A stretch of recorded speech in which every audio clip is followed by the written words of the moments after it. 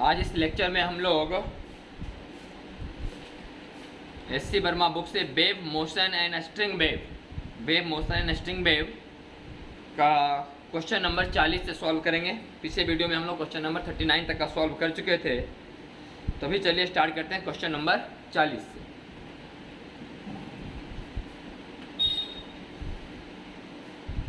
लिखा कि 1 metre long stretch string, एक रस्सी जिसका लंबाई 1 मीटर है,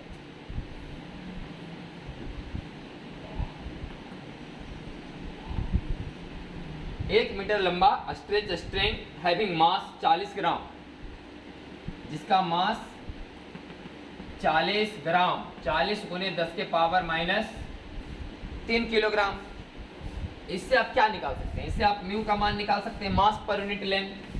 तो मास पर यूनिट लेंथ का मान क्या आ जाएगा? मास तो वही है, लेंथ तो 1 है, तो 1 से भागा 2 मत दो, तो हो जाएगा 4 गुना 10 के पावर माइनस 2 का रूट बराबर 2 गुना 10 के पावर माइनस 1 बराबर 0.2 केजी पर मीटर।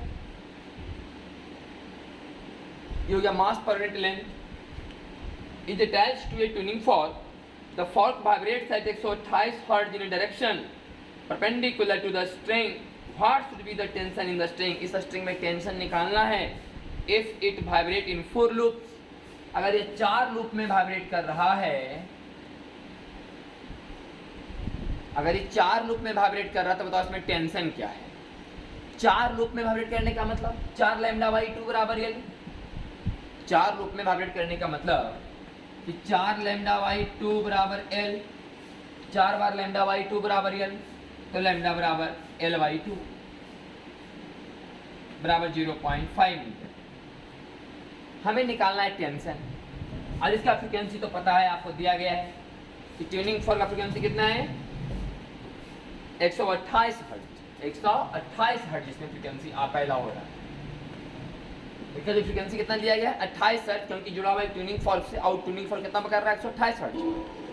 128 फ्रीक्वेंसी हो गया और आपको लैम्डा का मान पता है, तो आप यहाँ से भी का मान निकाल सकते हैं ना, कि भी बराबर न्यू बराबर क्या होता है? भी बाई लैम्डा, तो इसलिए भी बराबर न्यू लैम्डा, भी बराबर न्यू लैम्डा। और भी का मान कितना होता है? टी बाई म्यू का रूट बराबर न्यू लैम्डा। अब न्यू का मान 128 है, लैम्डा का मान 0.5, तो 128 में 0.5 गुना 128 का आधा हो जाएगा 64, तो न्यू लैम्डा का मान आ जाएगा 64। और टी बटा म्यू बराबर हो जाएगा आपका 64 का स्क्वायर, 64 का स्क्वायर। तो यहाँ से टी का मान निकल के आ जाएगा 64 का स्क्वायर गुने म्यू मतलब 0.2।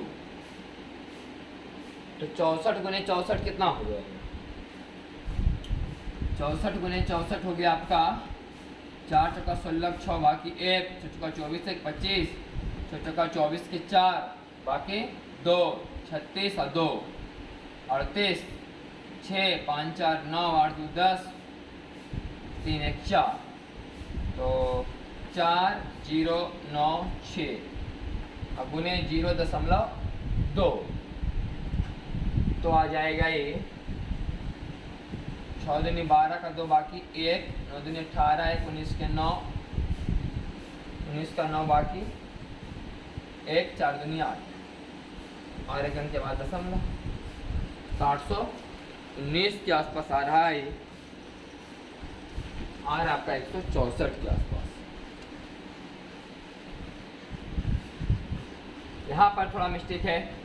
म्यू का मतलब होता है, म्यू बराबर हो गया मास बटा लेंथ। म्यू बराबर हो गया मास बटा लेंथ। ये मास बटा लेंथ का रूट है, रूट तो होगा नहीं, सीधा होगा मास बटा लेंथ। तो जगह 4 गुना 10 के पावर माइनस, म्यू का मान हो जाएगा 4 गुने 10 के पावर माइनस 2। तो म्यू का मान जब यहाँ रखेंगे तो टी का मान आ जाएगा 64 का स्क्वायर गुने म्यू, तो म्यू का मान तो आ जाएगा 4 गुने 10 के पावर माइनस 2, तो मतलब ये हो गया 0.04, 0.04। तो ये 64 का स्क्वायर में 4 से गुना होगा, तो 64 का स्क्वायर आ गया, इसमें 4 से गुना कर लेते हैं, तो 6 चौका 24 का 4 बाकी 2, 9 चौका 36 और 2 38 का 8 बाकी 3, तो 3 और 4 चौका 16, तो हो जाएगा 1 6 3 8 4 और 2 अंक के बाद दशमलव देंगे, तो लगभग आ जाएगा हमारा 164 मीटर। म्यू का मतलब मास पर यूनिट लेंथ, रूट उठने, म्यू का मतलब मास पर यूनिट लेंथ। ये जो फॉर्मूला होता है आपका भी बराबर फॉर्मूला लगाएं, भी बराबर लगा दिए हम लोग क्या, क्योंकि न्यू बराबर भी बाई लैम्डा, तो भी बराबर न्यू लैम्डा, यही भी का मान होता है टी बाई म्यू का रूट, यही वाला रूट हमको यहाँ ध्यान था, यहाँ लगा दिया हम लोग रूट, तो यहाँ होता है टी बाई म्यू का रूट। ये तो सीधे निकाले थे मास बटा लेंथ, तो मास बटा लेंथ की बला होगा, फिर यहाँ पर म्यू का मान हम लोग कर लेंगे, तो आएगा आपका आंसर 164। चलिए अगला देखते हैं question number 41।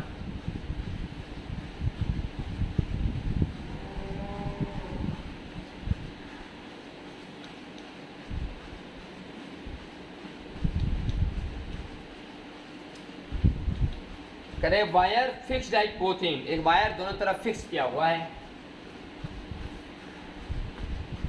A wire fixed at both end is seen to vibrate at a resonant frequency 240 Hz and 320 Hz. It is seen to vibrate at a resonant frequency 240 Hz and also 320 Hz. कभी 240 Hz frequency है इसका, कभी 320 Hz की भी है। आप ये बात समझ सकते हैं, जैसे कि क्या, एक लूप में वाइब्रेट करेगा तो फंडामेंटल फ्रीक्वेंसी आएगा, 2 लूप में वाइब्रेट करेगा तो फ्रीक्वेंसी का दुगना आएगा, 3 लूप में वाइब्रेट करेगा तो फंडामेंटल फ्रीक्वेंसी का 3 गुने आएगा। तो कभी आया होगा 240 और 320 hertz. What would be the maximum value of fundamental frequency, बताओ कि फंडामेंटल फ्रीक्वेंसी का मैक्सिमम वैल्यू क्या है। फंडामेंटल फ्रीक्वेंसी का मैक्सिमम वैल्यू, मान लो कि फंडामेंटल फ्रीक्वेंसी मान लिया जाए कि x है या न्यू है। फंडामेंटल फ्रीक्वेंसी अगर न्यू है तो न्यू का कुछ इंटीग्रल मल्टीपल ही भी होगा और न्यू का इंटीग्रल मल्टीपल ही भी होगा। आखिर कभी 240 भी तो न्यू का ही मल्टीपल है। अगर इसका फंडामेंटल फ्रीक्वेंसी न्यू नॉट है, अगर fundamental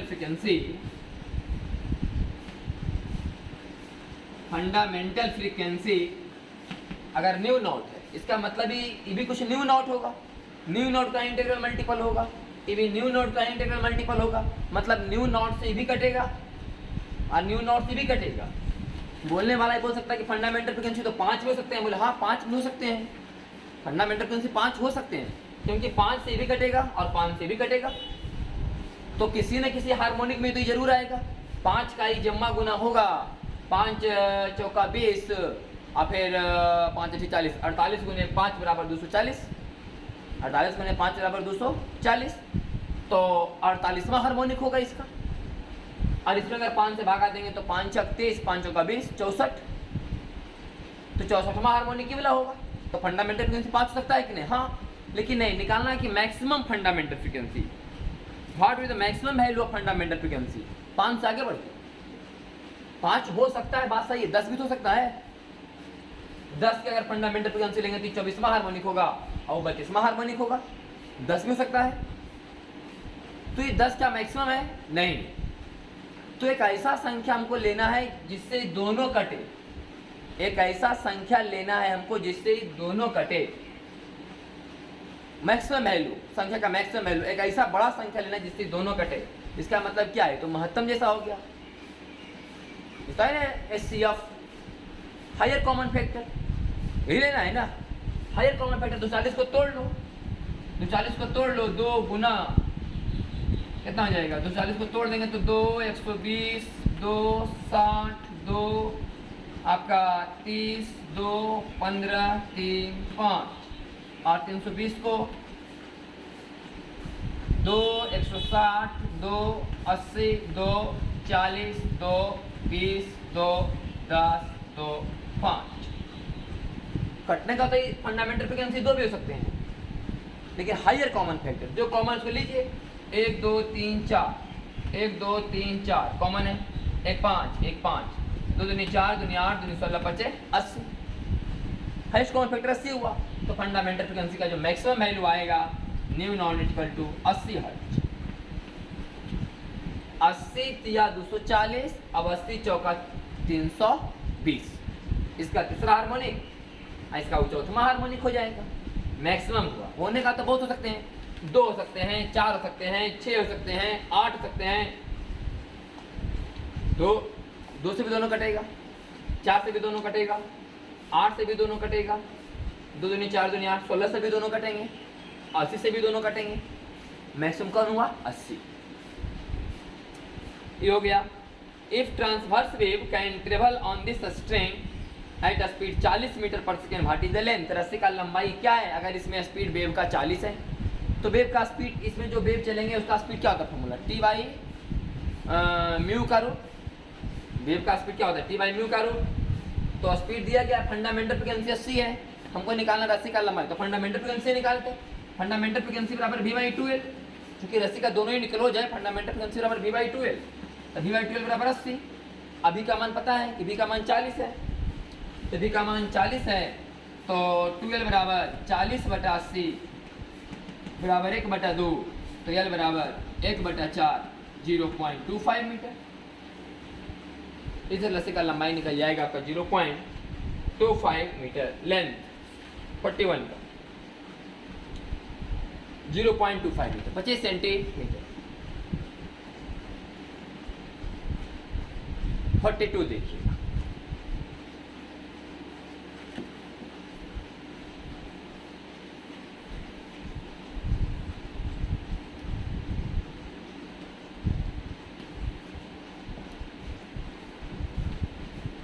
string fixed at both end, एक स्ट्रिंग जिसका दोनों एंड फिक्स है, vibrates in a resonant mode with a separation of 2 centimeter between the consecutive notes. For the next higher resonant frequency, this separation is reduced to 1/1.6 centimeter. कह रहा है कि string fixed है दोनों and पर, vibrate it's resonant mode with A separation of 2 centimetre between the consecutive nodes, दो लगातार nodes के बीच की दूरी 2 सेंटीमीटर रखते हुए वाइब्रेट कर रहा है। पहला केस में, 2 केस है इसमें, केस फर्स्ट और केस सेकेंड। पहला बार में इसमें जो लैम्डा है वो आपका है 4 सेंटीमीटर, क्योंकि 2 नोड के बीच की दूरी लैम्डा बाई 2 होती है। फिर रस्सी इस प्रकार से वाइब्रेट कर रहा है ताकि इसके 2 नोड के बीच की दूरी लैम्डा बाई 2 हो, बराबर 2 सेंटीमीटर हो, तो 2 नोड के बीच की दूरी 2 सेंटीमीटर, तो लैम्डा बाई 2 बराबर 2 सेंटीमीटर, तो लैम्डा बराबर 4 सेंटीमीटर। एक बार ऐसा वाइब्रेट कर रहा है पहला केस में। तब कुछ अच्छा फ्रीक्वेंसी आया होगा, कुछ का फ्रीक्वेंसी होगा v बाई लैम्डा, कुछ तो होगा इसका फ्रीक्वेंसी उस समय v बाई लैम्डा। कह रहा है कि for the next higher resonant frequency this separation is reduces to 1.6 centimetre. जो भी फ्रीक्वेंसी, इसका अगला जो फ्रीक्वेंसी आएगा, जैसे होता है ना new, 2 new, 3 new, 4 new, 5 new, 6 new, ये कुछ न्यू होगा अपना, ये भी तो कुछ न्यू होगा। मान ले कि न्यू 1 बराबर n न्यू, nवा हार्मोनिक है, मान लो nवा हार्मोनिक है, तो e जो आएगा वो n प्लस 1वां हार्मोनिक है। ये अगर nवा हार्मोनिक है तो n प्लस 1वां हार्मोनिक है, तो n प्लस 1वां हार्मोनिक क्या होगा? बोले फिर से v बाई लैम्डा, लेकिन इस बार लैम्डा का मान बोले कि 2 नोड के बीच की दूरी 1.6 सेंटीमीटर है इस बार, इसका मतलब 3.2 सेंटीमीटर, 3.2, इसका 3.2। ये है nवा हार्मोनिक, n प्लस 1वां हार्मोनिक होगा, क्योंकि लिखा हुआ इसमें क्वेश्चन में ही कि for the next higher resonance, next higher. और जब दोनों एंड क्लोज होते हैं तो एक भी तो हार्मोनिक मिस नहीं करता है, तीसरा, चौथा, पांचवा, छठा, तो मान लिया nवा हार्मोनिक है तो n प्लस 1वां हार्मोनिक होगा। इसमें वेवलेंथ का मान 4 सेंटीमीटर, वेवलेंथ का मान 3.2 सेंटीमीटर है, तो फ्रीक्वेंसी बराबर v बाई लैम्डा, तो v बाई 3.2, फ्रीक्वेंसी बराबर v बाई लैम्डा, तो v बटा आपका लैम्डा का मान 4 सेंटीमीटर।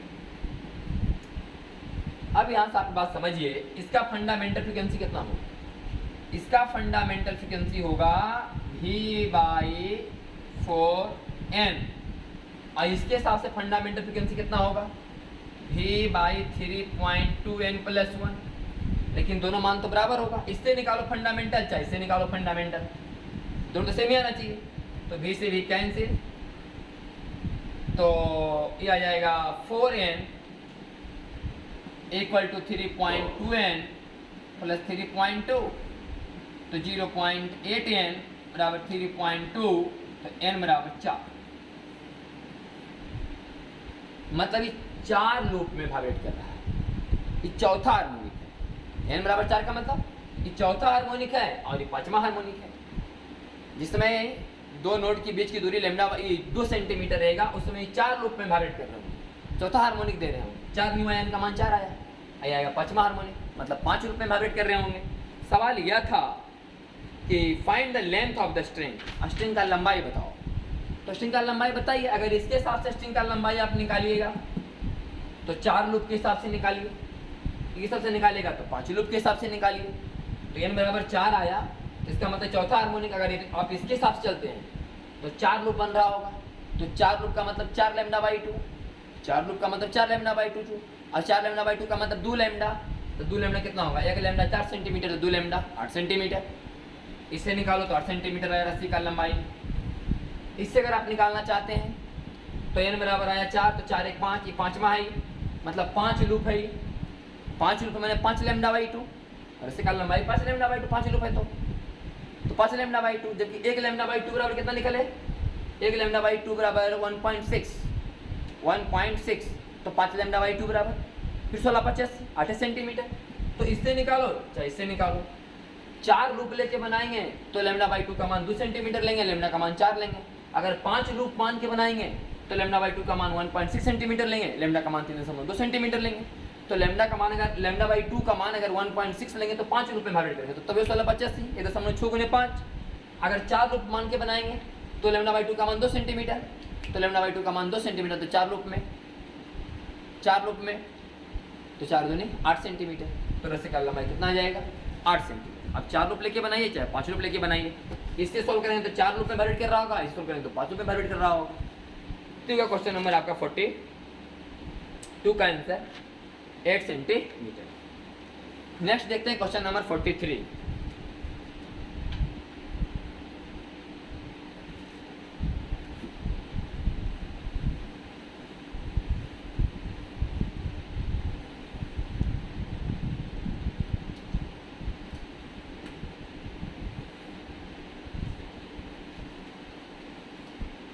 कराए 660 hertz tuning for setup vibrate in string clamp eight both and. दोनों एंड पर क्लैंप है और 660 हर्ट्ज ट्यूनिंग फॉर से सेटअप है, 660 हर्ट्ज फ्रीक्वेंसी भी दे रहा है, जिसमें वेव चल रहा है उसका स्पीड फ्रीक्वेंसी हुआ, वेव का स्पीड 220 मीटर पर सेकेंड है। तो आप चाहें तो लैम्डा का मान निकाल सकते हैं कि वेलोसिटी बाई फ्रीक्वेंसी, तो 220 बटा 3 से 660 बराबर 1/3 मीटर। यहाँ से लैम्डा का मान आ गया 1/3 मीटर। लैम्डा बराबर v by frequency. Find the length of the string. String vibrates in 3 loop, और ये 3 लूप में वाइब्रेट कर रहा है। अब चूंकि 3 लूप में वाइब्रेट कर रहा है तो लंबाई बराबर 3 लैम्डा बाई 2, क्योंकि जय लूप जय लैम्डा बाई 2, नोड से नोड के बीच की दूरी लैम्डा बाई 2, तो 3 लैम्डा बाई 2 का मतलब 3 और लैम्डा का मान 1/3 और बाई 2 बराबर 0.5 मीटर बराबर 50 सेंटीमीटर। रस्सी का लंबाई 50 centimetre. If the maximum amplitude of the particle is 0.5 centimetre, maximum amplitude किसी पार्टिकल का कितना है? 0.5 सेंटीमीटर, मतलब 2a की जगह 0.5 सेंटीमीटर, क्योंकि इस तरह से जब दोनों तरफ पिंड फिक्स होते हैं तो कैसा वेव बनाते हैं? Standing wave. और स्टैंडिंग वेव का जो होता है मैक्सिमम एम्पलीट्यूड कितना होता है? 2a। उस पार्टिकल के बारे में लिखा जाता है जिसका जो एंटी नोड्स पर होते हैं, जो पार्टिकल एंटी नोडल पॉइंट होते हैं उनका मैक्सिमम एम्पलीट्यूड कितना होता है? 2a। और यहाँ लिखा हुआ है कि मैक्सिमम एम्पलीट्यूड जो पार्टिकल का 0.5 सेंटीमीटर है, मतलब मैंने 2a का काम कर रहा है 0.5 सेंटीमीटर। तो write the suitable equation describing the motion. तो स्टैंडिंग वेव का इक्वेशन पूछ रहा है कि स्टैंडिंग वेव का इक्वेशन क्या लिखाएगा? तो स्टैंडिंग वेव का इक्वेशन है जो कैसे लिखाता है कि y बराबर 2a sine kx cos omega t। 2a sine kx amplitude बताता है अलग अलग डिस्टेंस पर, अलग अलग के मान पर जो पार्टिकल होते हैं उसका एम्पलीट्यूड बताता है। और कॉस ओमेगा टी क्या बताता है, फेज। कॉस ओमेगा टी क्या बताता है, फेज। तो ये बात क्या बात है कि आप क्या मान के बना रहे हैं फेज। अगर आप यह मान के बना रहे हैं कि पार्टिकल इस सिचुएशन में है, इस सिचुएशन में है, तो फिर यहाँ पर साइन ओमेगा टी लेना पड़ेगा कि हर एक पार्टिकल अपने मेन पोजीशन पर है। लेकिन आप इस तरह से मान के बनाएंगे 3 लूप में कि पार्टिकल जो है इस फेज में है अपना, एकदम इस फेज में है, माने हर एक पार्टिकल अपने मैक्सिमम एम्पलीट्यूड पर है। अगर आप यह मान के बना रहे हैं कि हर एक पार्टिकल अपने मैक्सिमम एम्पलीट्यूड है। स्टैंडिंग वेव का कहानी आप जानते हैं कि हर एक पार्टिकल सेम फेज में होते हैं, सब उठते हैं अपने एक साथ, अपने जाते हैं मैक्सिमम एम्पलीट्यूड पर जाते हैं तो सब अपने मेन पोजीशन पर चले आते हैं। तो अगर हम ये बात मान के बनाएं इसको कि सब कहाँ पर है, अपने मैक्सिमम पोजीशन पर, तो कॉस ओमेगा टी लिखना सही होगा। अगर हम ये बात मान के बनाएं कि नहीं, सही पार्टिकल अपने मेन पोजीशन पर आए, तो वहाँ पर साइन ओमेगा टी लिखा जाएगा। लेकिन चूंकि मैक्सिमम एम्पलीट्यूड का बात किया हुआ है यहाँ पर कि if the maximum amplitude of the particle is 0.5 centimetre, तो write the suitable equation describing the motion. तो अगर हम बात करें कि सभी पार्टिकल अपने मैक्सिमम एम्पलीट्यूड पर है और वो मैक्सिमम एम्पलीट्यूड का मान बताया गया 0.5 सेंटीमीटर, तो 2a का मान होगा 0.5 सेंटीमीटर और sine kx 2 pi by lambda x, 2 pi by lambda, 2 pi by lambda का मान 2 पाई बटा 0.5, 2 पाई बटा 0.5 मतलब आप कह सकते हैं क्या, 2 पाई बटा 0.5 मतलब कि 4 पाई। तो साइन kx मतलब 2 पाई बाई लैम्डा का मान 0.5 मीटर x और कॉस ओमेगा टी मतलब 2 पाई गुने फ्रीक्वेंसी, 2 पाई गुने फ्रीक्वेंसी करेंगे तो 66 दूना 132, 132 पर 1 0, 2 पाई न्यू, तो 2 पाई न्यू, तो पाई बाहर लगेगा और इतना टी। तो इस तरह से आ जाएगा 0.5 सेंटीमीटर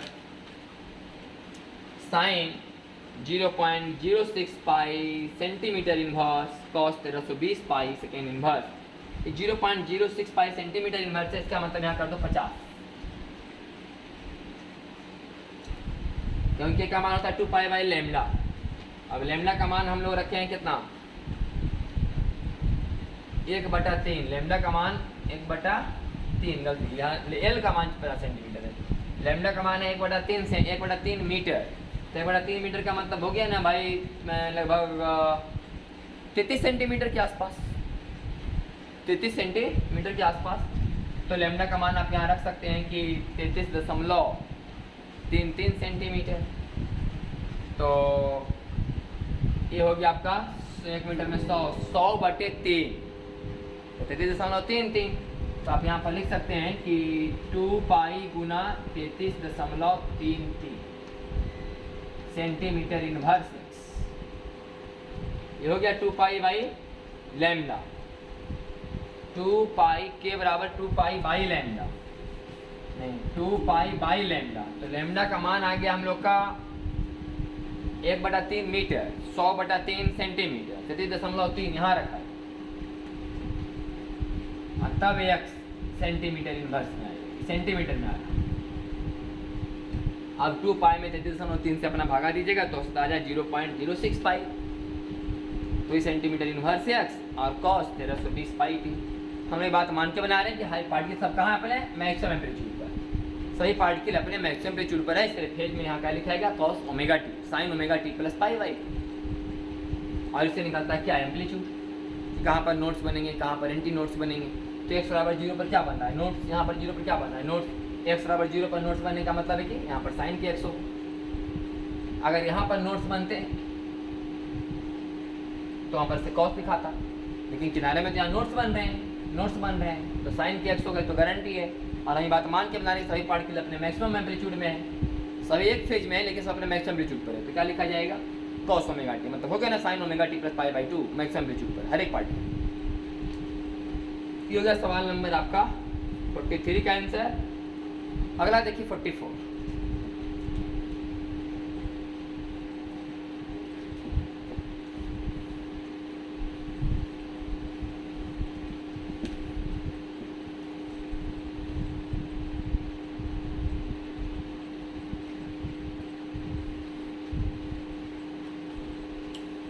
कह रहा है particular guitar wire is 30 centimetre long, एक गिटार का तार 30 सेंटीमीटर लंबा है।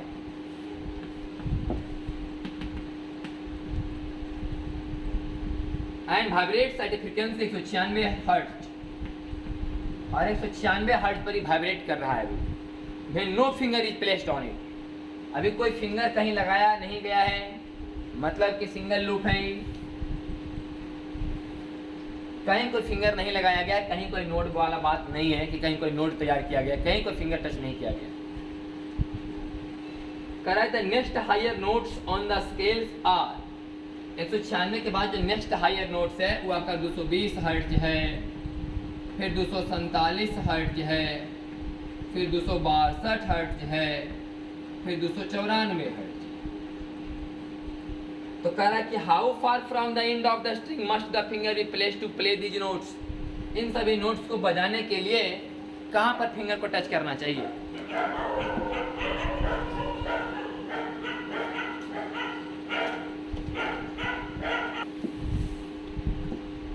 तो ये लिखा हुआ है कि जब इसमें फिंगर नहीं टच किया गया है तब फ्रिक्वेंसी 196 हर्ट्ज। कहाँ फिंगर टच किया जाए, किनारे से कितना दूर पर फिंगर टच किया जाए ताकि जब वहाँ नोट्स बने तो 220 हर्ट्ज हो जाए, 247 हर्ट्ज हो जाए, 262 हर्ट्ज हो जाए, 294 हर्ट्ज हो जाए। खैर फिंगर अलग अलग जगह टच करेंगे अलग अलग फ्रिक्वेंसी आएगा, क्योंकि अलग अलग जगह फिंगर टच करने से लैम्डा का मान चेंज होगा। अभी लैम्डा का मान सबसे बड़ा है, अभी λ/2 का मान है 30 सेंटीमीटर। कहीं फिंगर टच कर देंगे, कहीं मान ला बीच में फिंगर टच कर दिए तो λ/2 का मान हो जाएगा 15 सेंटीमीटर। यहाँ नोट्स बन जाएंगे। तो जिस तरह से जहाँ अगर कहीं कहीं फिंगर टच करेंगे तो वहाँ नोट्स बन जाएंगे, तो लैम्डा का मान क्या होगा कि आपका घटेगा, फ्रीक्वेंसी का मान बढ़ जाएगा। लेकिन इस पूरे प्रोसेस के दौरान कौन चेंज नहीं हो रहा है? Velocity of wave. Velocity of wave थोड़ी तो नहीं हो रहा है। हम लोग निकालते हैं फंडामेंटल फ्रीक्वेंसी, क्या लिखते हैं? बोले v/λ, शुरू वाला लैम्डा, एक लूप का लैम्डा। हम लोग निकालते हैं कि आपका सेकेंड हार्मोनिक, तो क्या लिखते हैं? फिर सेकेंड हार्मोनिक बराबर v/λ, कब का लैम्डा? जब दो लूप में लैम्डा बनता तब का लैम्डा। फिर v/λ मैंने थर्ड हार्मोनिक बराबर फिर से v/λ, लेकिन लैम्डा मैंने किस समय का? जब तीन लूप बनते हैं तब, कि तीन लूप मैंने 3λ/2 बराबर l, तब का लैम्डा। तो क्या चेंज हो रहा है? लैम्डा ही तो चेंज हो रहा है ना। अभी का मान तो स्थिर रखते हैं ना आप, न्यू बराबर v/λ। इस प्रोसेस में क्या चेंज होता है? फ्रीक्वेंसी और लैम्डा। अलग अलग जगह हाथ फेरने से अलग अलग लैम्डा बन जाते हैं, लैम्डा का मान चेंज होता है, फ्रीक्वेंसी चेंज होता है। इसका मतलब है कि फ्रीक्वेंसी इंटू लैम्डा का मान हमेशा क्या होना चाहिए? Constant. Frequency into lambda is equal to constant, क्योंकि वेलोसिटी तो फिक्स है हमेशा। इस स्ट्रिंग वेव में वेलोसिटी ऑफ स्ट्रिंग वेव में आपका जो है वेलोसिटी ऑफ एनर्जी कितना होता है? T/m करो, तो थोड़ा सा टेंशन चेंज हो रहा है, मास पर लेंथ थोड़ा ना चेंज हो रहा है, तो T/μ का रेट तो नहीं चेंज हो रहा है, तो वेलोसिटी तो स्थिर है ना। अलग फ्रीक्वेंसी में अलग लैम्डा आएंगे, मैंने न्यू इंटू लैम्डा बराबर कांस्टेंट। अब समझिएगा, पहला बार में न्यू कितना था? 196, और उस समय लैम्डा कितना था? तो उस समय लैम्डा का मान होगा आपका लैम्डा का मान कितना हो जाएगा? 60 सेंटीमीटर। लैम्डा का मान 60 सेंटीमीटर, क्योंकि न्यू बराबर 196 है, और जब हाथ नहीं टच कर रहे हैं इसमें, तो λ/2 बराबर 30 न हुआ। λ/2 बराबर 30, तो लैम्डा बराबर 60, तो 196 गुने 60 सेंटीमीटर, 196 गुने 60 सेंटीमीटर। अच्छा बराबर, तो 220 गुने कुछ और होना चाहिए लैम्डा। 196 जब फ्रीक्वेंसी तो लैम्डा 60 है, तो 220 में क्या होगा लैम्डा का मान? तो देखते हैं लैम्डा का मान क्या होगा। लैम्डा बराबर 196 गुने 60 अब बटा 220। ये लैम्डा का मान है। ये किसका मान आएगा? लैम्डा का। सवाल थोड़े कि लैम्डा का मान बताइए, सवाल है कहाँ उंगली टच करेंगे इसमें। बोले जहाँ उंगली टच करेंगे वहाँ क्या बनेगा? नोड। मान हम यहाँ उंगली टच किए, यहाँ क्या बनेंगे? नोड। तो यहाँ से यहाँ का दूरी बताओ, यहाँ से दूरी लैम्डा थोड़े होगा, यहाँ बनेंगे नोड, तो दूरी λ/2 होगा ना। तो हमारा आंसर लैम्डा नहीं होगा, हमारा आंसर होगा λ/2। कहाँ फिंगर टच किया जाते फ्रीक्वेंसी आएगा? कहीं फिंगर टच करो, मान यहाँ फिंगर टच किए, तो यहाँ पर फिंगर टच करते यहाँ नोट्स बनेंगे ना, तो नोट से नोट के बीच की दूरी λ/2 होती है। तो λ/2 को हमको निकालना है, तो λ/2 निकालेंगे तो क्या लिखिएगा? 196 अब बटा 220 अब गुने 30,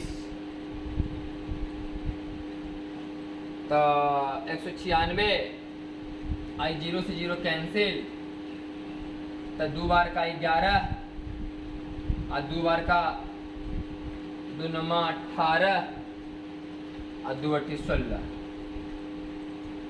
मोटा मोटी 11 नमा 99 अन्नतिया 27 सेंटीमीटर। तो लैम्डा बाई 2 का मान मोटा मोटी कितना आएगा? 27 सेंटीमीटर के आसपास। तो क्वेश्चन नंबर 44 कह रहा है 26.7 सेंटीमीटर। यहाँ पर थोड़ा होगा हम लोग 98 को 99 माने काट दिए, 11 नमा 99 तो 27 आ रहा है। अगर यहाँ पर 98 लेके एक्यूरेट बनाइएगा तो 27 से कुछ कम ही आएगा, तो आपका आ जाएगा लगभग 26.7 सेंटीमीटर। 26.7 सेंटीमीटर। वैसे हर एक सवाल अपना सकते हैं। अभी तो 220 का निकल गया। अगर आप 247 का करना चाहते हैं, कर रहे हैं 247, तो फिर आएगा 247, यहाँ कर रहे हैं 247, तो जो अपनी आंसर आएगा इसका आएगा। यहाँ करते हैं 247 के 262 तो अगला आंसर आएगा, 262 से 294 तो अगला आंसर आ जाएगा। इसी तरह से आप पूरा आंसर ला सकते हैं। 44 नंबर सवाल में एक फ्रीक्वेंसी का हमने आपको निकाल के दिखा दिया 220 वाला। ये हो गया आपका क्वेश्चन नंबर कितना? 44 का आंसर। नेक्स्ट आते हैं 45 नंबर सवाल।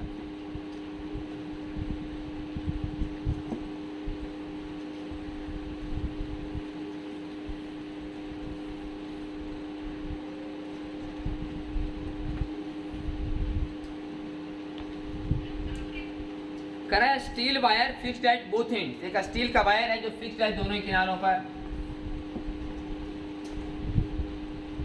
है जो fundamental frequency 200 hertz. Fundamental frequency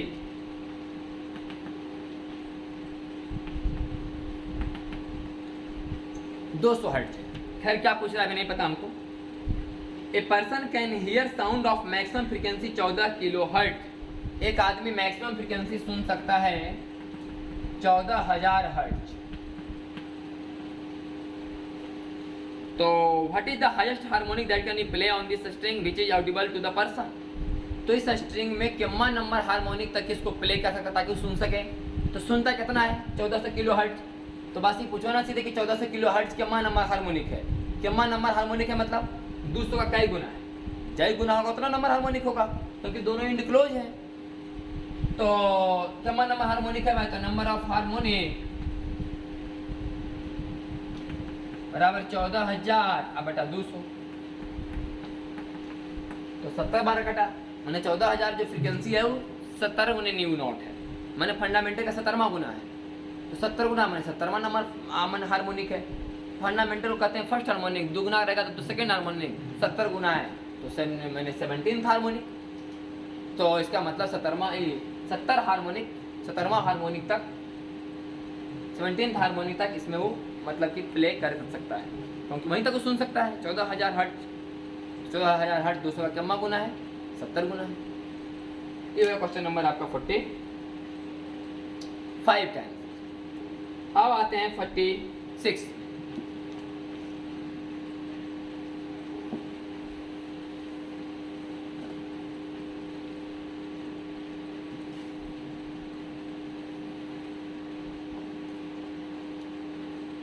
The three resonant frequency of a string are 90, 150 और 210। 90, 150, 210। Find the highest possible fundamental frequency। भाई highest possible fundamental frequency का मतलब एक ऐसा फ्रीक्वेंसी बताओ जिससे तीनों कटे। अब मैक्सिमम वैल्यू बताओ जिससे तीनों कटे। कटने का तो 2 से भी कट जाएगा, कटने का तो 5 से भी कट जाएंगे, कटने का तो 3 से भी कट जाएंगे, कटने का 10 से भी कट जाएंगे। लेकिन देखें हमें कटेंगे 2 से, लेकिन 2 से बड़ा 3 है कि नहीं, 3 से बड़ा 5 है कि नहीं, 5 से बड़ा 10 है कि नहीं। तो ऐसा फंडामेंटल बताओ जो मैक्सिमम हो, मतलब भाई हाईएस्ट कॉमन फैक्टर। तो 2, 45, 3, 15, 3, 5, 2, 75, 3, 25, 5, 5, 2 तो 105, 3 तो 35, 3 नहीं 5, 7। देखो 2 कॉमन है सब में, 3 कॉमन है सब में, 5 कॉमन है सब में। 2, 3, 5, 5 या 15, 15 2 30। 30 हर्ट्ज हो गया जो fundamental frequency, maximum fundamental frequency 30 hertz. तो which harmonic on the fundamentals are given frequency, ठीक है, हार्मोनिक है, बोले तीसरा, ए पांचवा और ए सातवां। ये भी नंबर सवाल का आंसर हुआ, ये नंबर सवाल का आंसर हुआ। कितना नंबर हार्मोनिक है, जमा गुना है कितना नंबर हार्मोनिक है। विच ओवरटोन्स आर दी फ्रीक्वेंसी, कितना ओवरटोन है। अब चूंकि तीसरा हार्मोनिक है तो सेकेंड ओवरटोन हुआ, पांचवा हार्मोनिक है तो फोर्थ ओवरटोन हुआ, और सातवां हार्मोनिक है तो सिक्स्थ ओवरटोन हुआ। ये हार्मोनिक हुआ, ये overtone. If the length of the string 80 centimetre, what will be the speed of the transverse wave. String का लेंथ दिया हुआ है 80 सेंटीमीटर, तो स्पीड बताओ। फंडामेंटल कितना है 30, फंडामेंटल 30, v बाई 2l बराबर 30, तो v बराबर निकालो 30 गुने 2l, तो 30 गुने 2l, तो l का मान व्हाट, हाँ लेंथ ऑफ स्ट्रिंग 80 सेंटीमीटर, तो 80 सेंटीमीटर का मतलब हो गया 2l का मतलब 160 सेंटीमीटर, मान 1.6, तो 1648। स्पीड ऑफ द ट्रांसवर्स कितना आ जाएगा 48 मीटर पर सेकेंड। ये हो गया क्वेश्चन नंबर आपका 46 का आंसर, 46। अगला देखिए 47।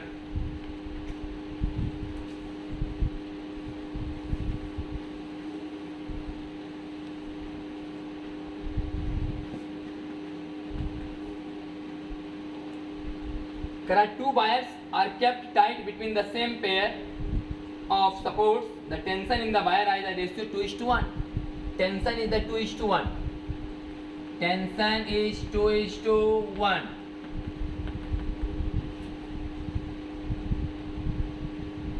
Radius 3:1.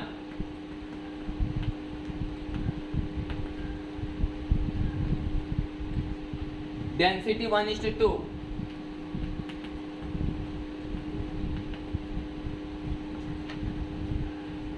What is the ratio of fundamental frequency?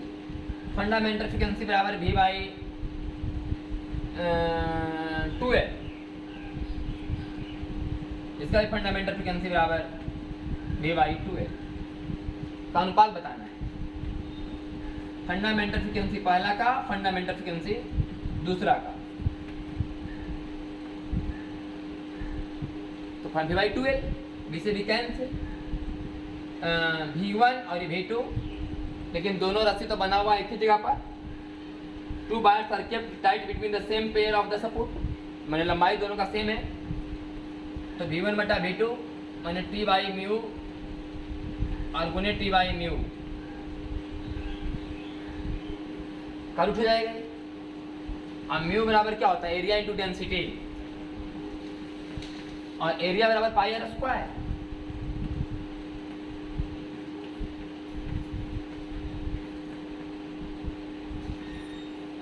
पाई से pi cancel, T1 T2, T1 का मान 2T, R2 बराबर R, रो2 बराबर 2 रो, R1 का स्क्वायर 9R स्क्वायर, रो1 मतलब रो और T2 मतलब TR square rho, TR square rho, ऊपर 4 नीचे 9, मतलब 2 बटा, मतलब आंसर आएगा आपका 2:3। ये क्वेश्चन नंबर 47। नेक्स्ट वीडियो में हम लोग 48 से लेकर के 57 तक का सॉल्व करेंगे, खत्म हो जाएगा आपका।